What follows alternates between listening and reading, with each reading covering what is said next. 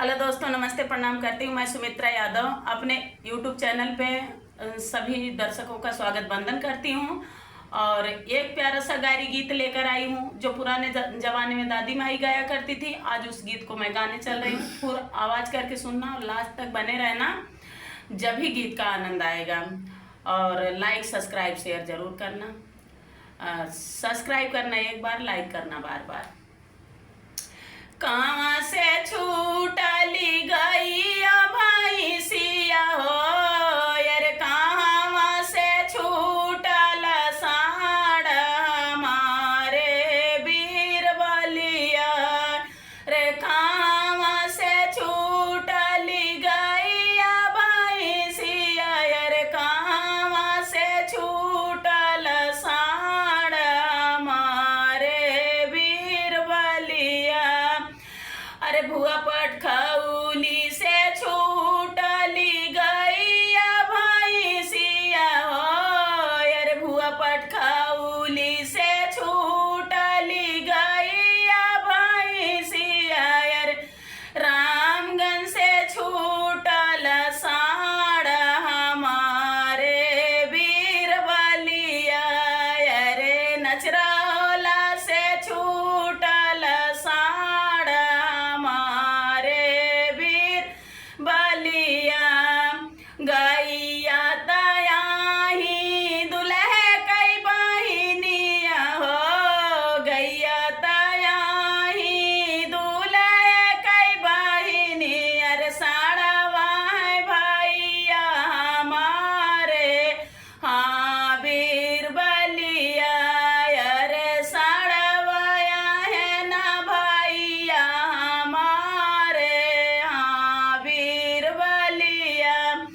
साड़ा गैया तबाने बबूरे के पेड़वा हो, गैया तबाने बबूरे के पेड़वा, यार साड़वा दिए ललकारी हमारे बीरबलिया, अरे साड़वा दिए ललकारी हमारे बीरबलिया।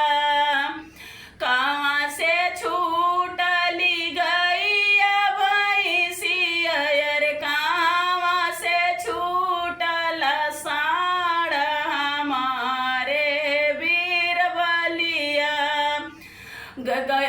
गैया तयाही यादव जी कई बहिनिया हो, गैया तवाही यादव जी कई बहिनिया, अरे साड़वाया है भैया हमारे हाँ बीरबलिया, अरे साड़वाया है ना भैया हमारे हाँ बीरबलिया।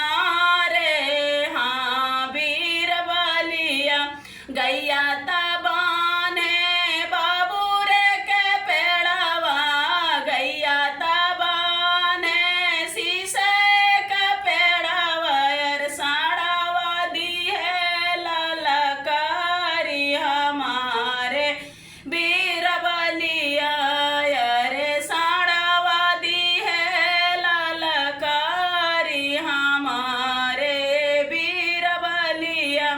कांवा से छूटली गैया भैंसिया हो, कांवा से छूटली गैया भैंसिया, कहाँ से छूटल साड़ हमारे बीर बलिया, अरे कहाँ से छूटल साड़ हमारे बीर बलिया।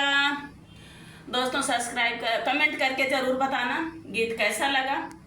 धन्यवाद।